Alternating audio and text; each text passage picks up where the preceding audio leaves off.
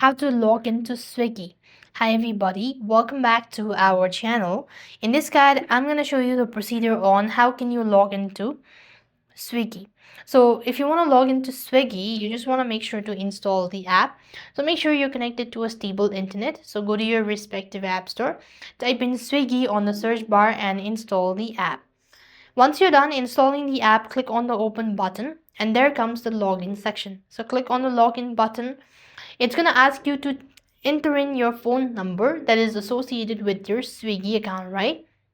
So I'm just going to go ahead and type in my number and click on the continue button.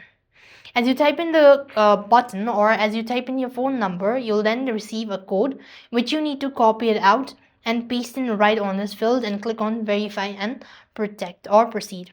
Then here you can just go ahead and enter in any of these information, and that's basically how you'll be able to log into Swiggy. So that's all. I hope the video was helpful. Make sure to like, share and subscribe. Thank you for watching. See you in the next video.